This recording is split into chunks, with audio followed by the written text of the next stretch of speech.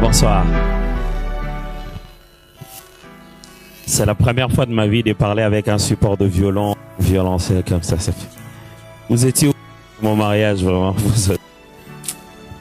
Ça fait trop beau de parler comme ça. Alors, on m'a demandé de parler d'un petit sujet qu'on a intitulé « À l'ombre des grands ». Donc, à l'ombre des grands. On considère ici les grandes personnes ou ce qu'on appelle des grands, des personnes qui ont un parcours exemplaire, c'est-à-dire d'une manière ou d'une autre, on peut se référer sur leur vie comme un modèle de réussite. On peut être inspiré par ce qu'ils ont été, par ce qu'ils ont fait, et pour devenir soi-même ce qu'on désire devenir ou bien ce qu'on a pour objectif de devenir. Parce que vous savez que la soirée d'aujourd'hui, c'est que si j'ai pu, toi aussi tu le peux. Donc le but, c'est la motivation. Et à l'ombre de grands, c'est juste, on m'a demandé de parler des personnes, des grandes personnes avec qui j'ai travaillé.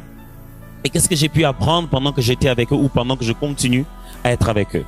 Donc je vais tout de suite. Premièrement, j'ai appris d'un homme.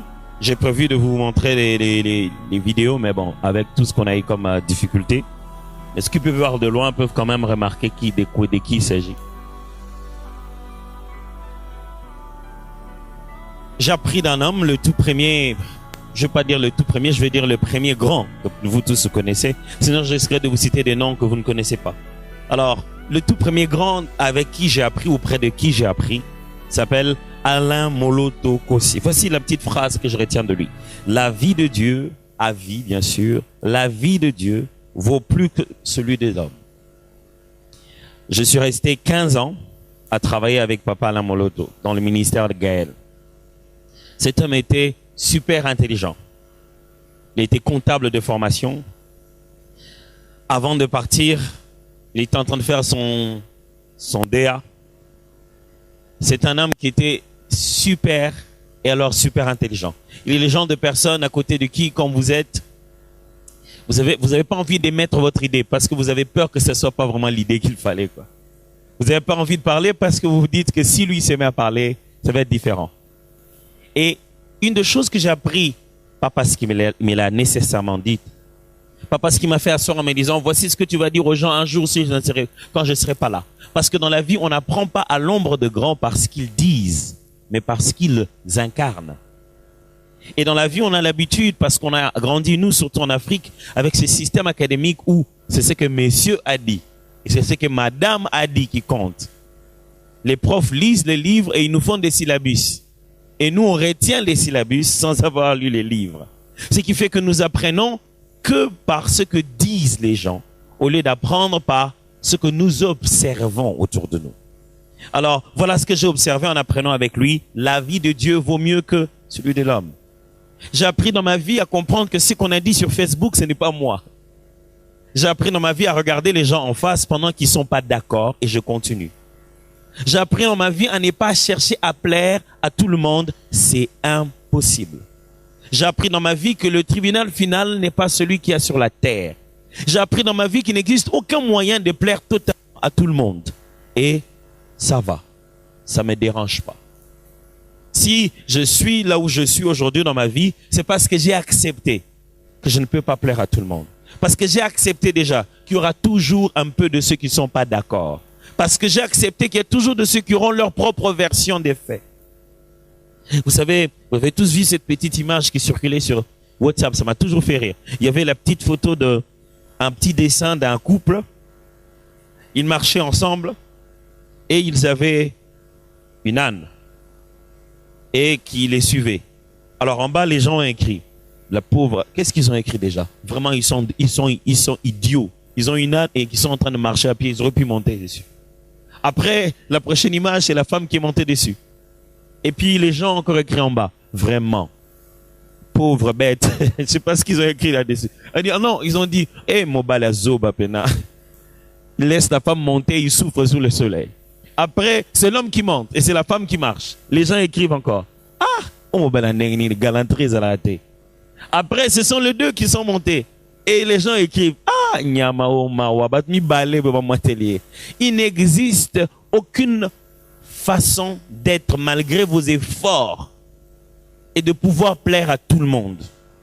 Si vous voulez avancer, Ne cherchez pas à plaire à tout le monde. Fixez-vous celui qui doit avoir votre plaisir. Et il m'a appris à fixer mon plaisir sur Dieu. Deuxièmement, j'ai appris d'un autre homme qui existe, gloire à Dieu, lui existe encore jusqu'à aujourd'hui. Je suis sûr que vous allez deviner. Il s'appelle Rolandalo Luata, fils d'Henri Bertin, comme il aimait le dire lui-même. Voici une petite phrase que j'apprends de lui. Le leader est celui qui sait recommencer à zéro. Cet homme était 17, 18 ans, 20 ans en train de servir dans les églises de la Borne, assistant du pasteur Rolandalo. Il a commencé assistant du pasteur Verneau. Il a commencé dans la jeunesse, tout petit. Il est allé là-bas, assistant, président de la jeunesse pendant de longues années. Il est allé aux études au Kenya. Il est revenu après un gros investissement. Il était là, le numéro 2 la plus grande église, la seule église de notre pays qui était connue être dirigée par un blanc. Quel avenir! Jusqu'à ce qu'au bout d'un moment, parce que je ne peux pas expliquer, il se retrouve qu'il n'a plus de place là-bas et qu'il doit tout reprendre à zéro. Je me souviens, pendant qu'on priait ensemble, on pleurait ensemble, on organisait les choses ensemble. J'ai vu des gens qui sont venus le voir en lui disant, ben au vieux, vraiment, moi j'irai avec toi. Et il leur disait en se fâchant fortement, je ne veux voir personne d'entre vous quitter l'église pour des choses que vous ne connaissez pas. Cette église, c'est l'église du Seigneur. Et il est en train de travailler dedans. Je l'ai vu pleurer seul. Je l'ai vu reprendre tout à zéro. Je l'ai vu redevenir n'importe qui. Quand vous êtes un vrai leader, vous n'avez pas peur du commencement. Parce que votre leadership se manifeste par votre capacité à fixer une vision. Il y a une organisation très connue aujourd'hui qui est installée aussi en RDC, qu'on appelle Heal Africa. Bon, pas beaucoup à Kinshasa. Tout en l'Est que vous allez trouver beaucoup d'ONG. Heal Africa a été créé par un petit groupe, un couple qui avait pour but, qui avait comme passion un jour de venir en Afrique et d'aider l'Afrique, de guérir l'Afrique, comme littéralement ça veut dire. Ils leur envoient des médecins pour faire des opérations gratuites ou bien à moindre coût dans certains hôpitaux. Ils envoient des laits dans ce sens. Et lorsque ce couple a commencé à penser de cette manière, le comité d'organisation ou le comité l'Assemblée générale qui dirigeait cette organisation, d'après les statuts américains, ils avaient le pouvoir de destituer le fondateur. Ils ont dit non, vous dépensez trop d'argent en Afrique, à partir d'aujourd'hui, nous vous destituons. Ils l'ont destitué, il a commencé à faire, il a fait une autre ONG. Il a repris à zéro, il a fait une nouvelle organisation à zéro. Jusqu'à ce que ceux qui étaient en train de diriger Heal Africa se sont perdus, ils lui ont revendu ce qu'il avait créé lui-même. Et il a récupéré ça à prix d'argent après avoir acheté sa propre vision. Pourquoi? Parce qu'un leader, c'est recommencer à zéro. L'avantage, c'est que quand même vous savez recommencer à zéro. Qui que ce soit qui a tenu les choses que vous avez commencé, ne sait pas où vous ameniez ça. Il n'ira pas loin avec ça. Or, quand vous reprenez à zéro, sachez que ce n'est pas vraiment à zéro que vous avez repris. L'expérience du passé vous donnera une plus grande vitesse. Troisième chose que j'ai apprise, j'ai appris d'un homme que je lisais dans les livres, que je n'avais jamais rencontré, jusqu'au jour où un ami m'a permis d'entrer en contact avec lui, d'entrer en contact avec son organisation, de me rendre aux États-Unis et d'avoir l'opportunité de le rencontrer. Il s'appelle John C. Maxwell. Il est le fondateur de John Maxwell Companies, il est auteur, conférencier, best-seller, il a plein de choses à dire de lui. Voilà la phrase que je retiens de Maxwell. L'homme ne résiste pas au changement, il résiste à être changé. L'homme ne résiste pas au changement, il résiste à être changé. Les êtres humains aiment, désirent, apprécient les changements. Venez chez eux, changez, lavez les assiettes, ils seront très contents. Mettez une nouvelle peinture chez eux, ils seront très contents. Donnez-leur une nouvelle voiture, et fantastique. Donnez-leur de nouveaux habits, ils sont d'accord. Dites-leur de venir à l'heure au travail, ils se fâchent. Dites-leur de rendre le rapport au jour où vous avez décidé, ils ne sont pas à l'aise. Demandez-leur de rendre le TP demain à 6 heures, ils disent que ça faux esprit. Parce que chaque fois que l'homme doit changer en lui-même, il se bat. Mais quand les choses doivent changer autour de lui, il est content. J'ai appris de cette grande personne qu'un véritable changement n'est pas ce qui se passe autour de moi, mais ce qui se passe au-dedans de moi. Et chaque changement est un combat en soi. Je dois devoir résister, me battre, transformer. De sorte que quand je travaille avec les gens, je sais que nous rions bien, nous parlons bien quand je leur donne. Quand tu donnes à quelqu'un un téléphone de service, il est content. Tu donnes son salaire, il est content. Tu donnes les tennis spéciaux qu'il doit porter macaron, il est content. Mais demain, tu lui dis, j'ai besoin de ce rapport à 12 heures, ou bien toi et moi, on ne va plus travailler ensemble. Comme il faut esprit. J'ai appris dans la vie que si je veux changer autour de moi, les gens vont résister. J'ai appris aussi de quelqu'un d'autre. Peut-être que vous serez très étonné que je puisse le citer. Je suis toujours à l'ombre de grand. Celle-là est une dame. Elle s'appelle Nadège Impote. C'est ma femme. Et j'ai appris d'elle qu'il y a des choses qu'on ne peut accomplir qu'à deux. Ce qu'on appelle des grands, ce n'est pas toujours les grandes personnes que vous connaissez.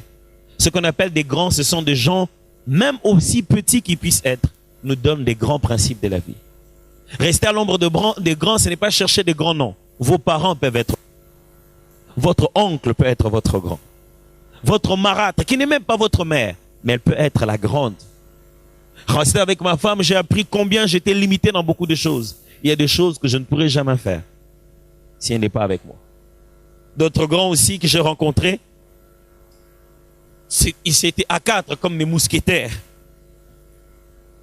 La première s'appelait Priscilla, la deuxième Doxa, la troisième Grace et le dernier s'appelle Roland. Mes enfants m'ont appris qu'il faudra toujours un jour laisser un héritage. Chaque fois que je regarde mes enfants, je comprends qu'on ne peut plus vivre pour soi-même. La vie n'a de sens que quand on vit aussi pour les autres. Je me dis demain, qu'est-ce qu'on dira de moi? Je m'en fous de ce que les autres diront de moi, mais j'aimerais que mes enfants, quand ils marchent, ils n'aient pas honte d'avoir eu un père comme moi. Aujourd'hui, nous vivons en Afrique, surtout en RDC. Nos parents nous ont élevés, ils ont fourni tellement d'efforts et ils espèrent qu'on va les aider. Et j'entendis un papa qui dit, je dis, mais attendez, tu ne nous as pas élevés pour qu'on t'enterre. Tu peux épargner toi-même pour garder l'argent de ton cercueil. L'enterrement n'est pas une responsabilité des enfants. Je ne veux pas mourir brusquement et brusquement envoyer les enfants aller prêter de l'argent, emprunter de l'argent à des endroits. Je vais laisser du bonheur et non pas de la responsabilité sur la tête des enfants. Je veux que le jour où je ne serai pas là, mes enfants aillent encore plus vite. Pas qu'ils ralentissent encore. Il y a des parents, dès qu'ils sont morts, la famille est entrée en dette. Qu'est-ce que j'ai encore appris? J'ai là appris de mes collaborateurs, les gens qui travaillent avec moi. J'en ai autant à l'église, j'en ai autant à TBG, j'en ai autant à Gaël, j'en ai autant à l'Occulte Bible College, j'en ai autant à gauche et à droite. Qu'est-ce que j'ai appris de tous? Les gens pas ce que l'on dit. Ils imitent ce que l'on fait.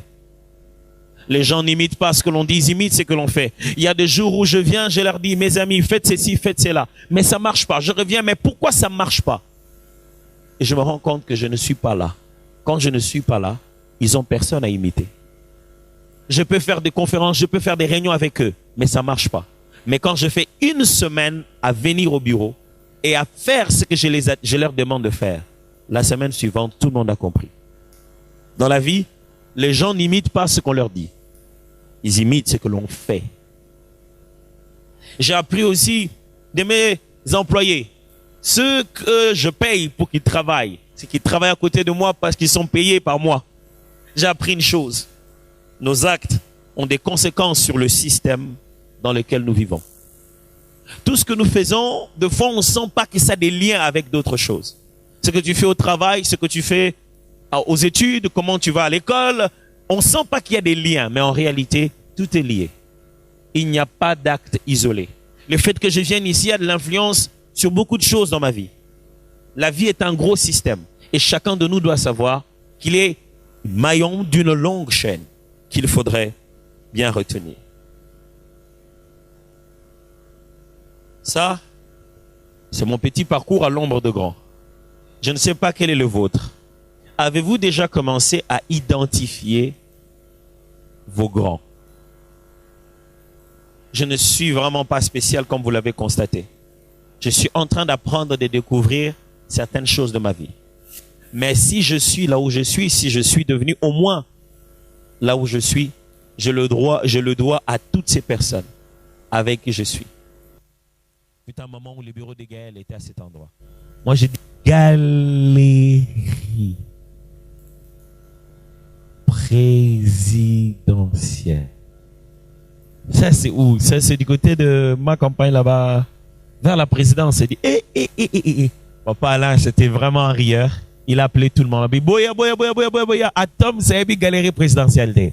Tout le monde venait, il n'en revenait pas. Il dit, oh non, tu câbles quoi. Il y a une galerie présidentielle. Oh, pauvre de moi. Il m'a dit, bon. Ce bon, il y a un Cinémax. Cinémax.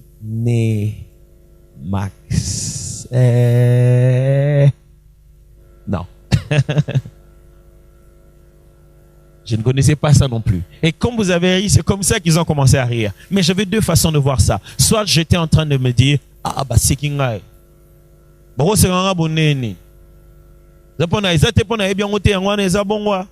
Beaucoup de gens n'apprennent jamais dans la vie parce qu'ils n'ont pas l'attitude des personnes enseignables.